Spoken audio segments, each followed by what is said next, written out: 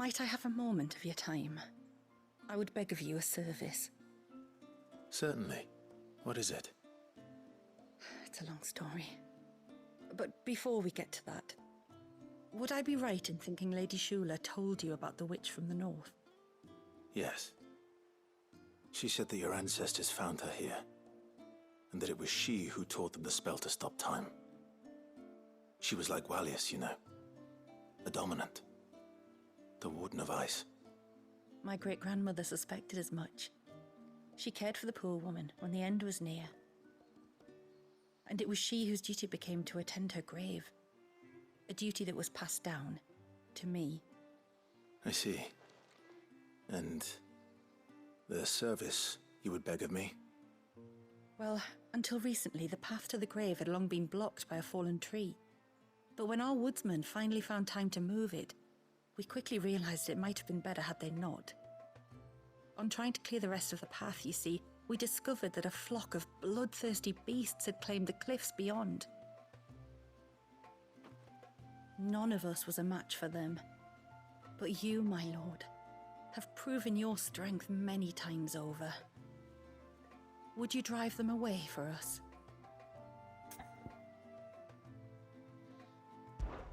Of course. I'll see the path is made safe. Thank you, my lord. The grave is in a place called Witch Drop. To reach it, one must turn left at the Winged Wains, then follow the path around to the right, deep into the forest. Why so far from Haven? It was where she lived. When our ancestors first came to Mysidia, they found her there, in an old abandoned village, and it was her heartfelt wish to return there in death. So when she passed away, my great-grandmother had a stone erected for her on the cliffs overlooking the place she once called home. How thoughtful. Well then, no time like the present. Left at the ships, then round to the right, you said. Just so. Thank you once again, my lord. I will join you at the grave anon.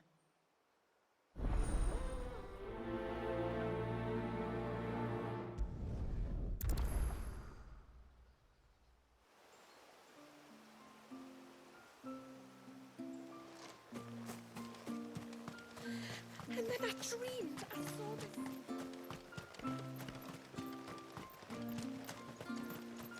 Oh, I never should have let him. Hail, stranger.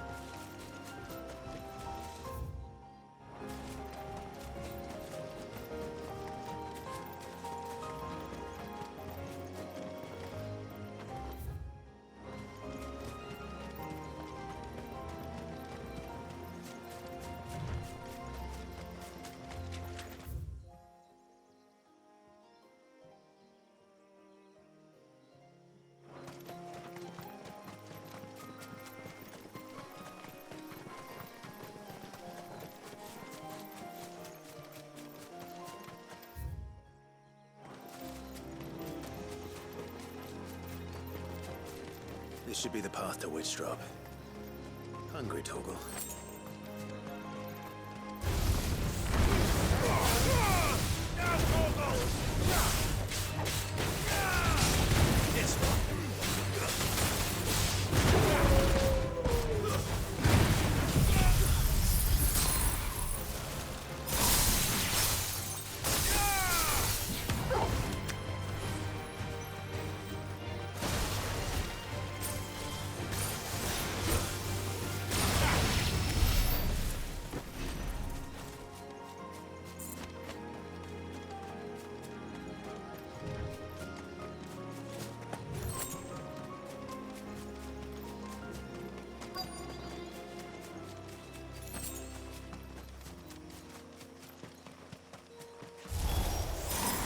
Here's our welcoming party. Over here!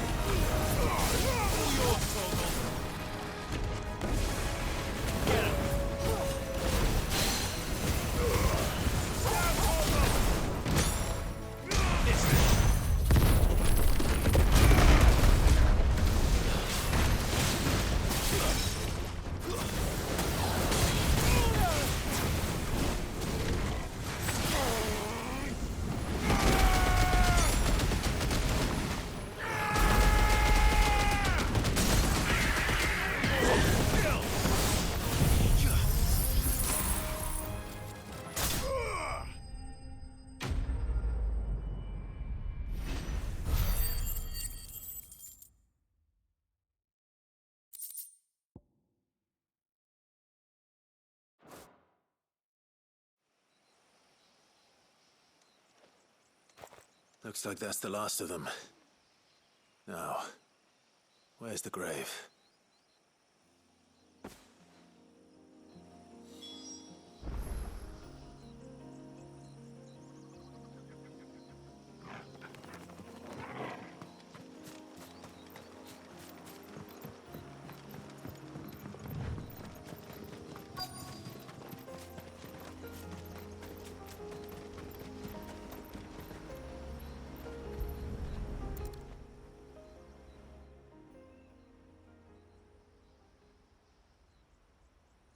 This must be it.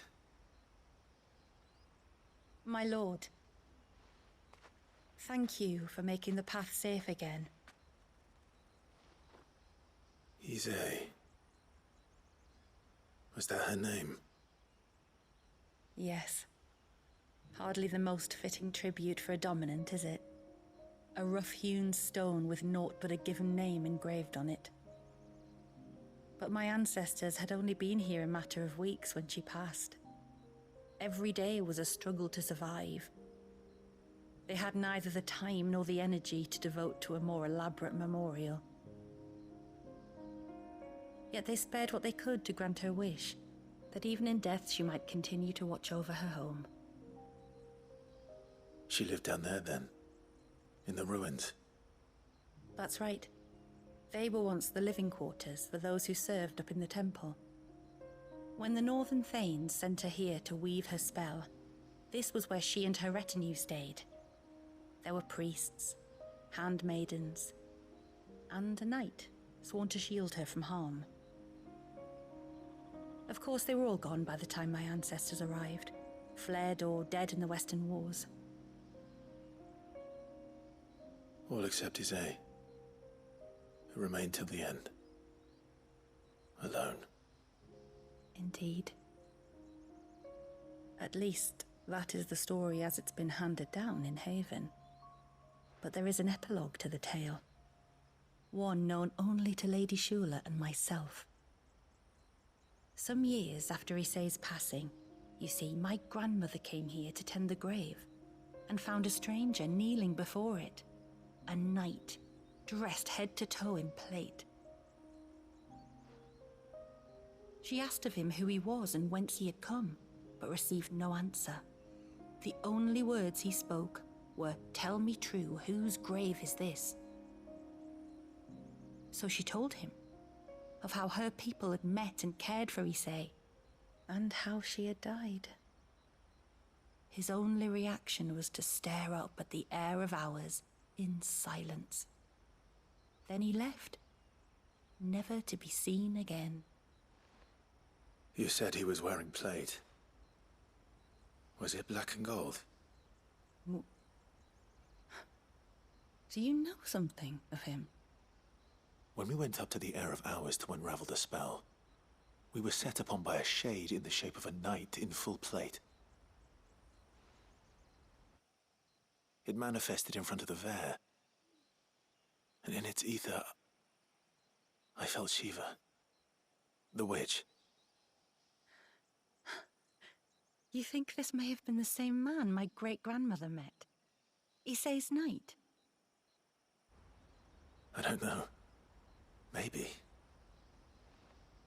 All I can say for sure is it was intent on protecting her creation. Or perhaps her spirit? What remained of her ether, preserved in the Vare? Perhaps his spirit too became enraveled in her spell, frozen in an eternal vigil. Till we ended it. If the shade you fought was XVI's knight, then ending it was the greatest gift you could have given him. Now he can return to the sea, to be with his lady once more. And if his spirit should ever return here to visit her grave, I shall ask his name, that I might carve it in the stone next to hers. That they might be together. Once and for all.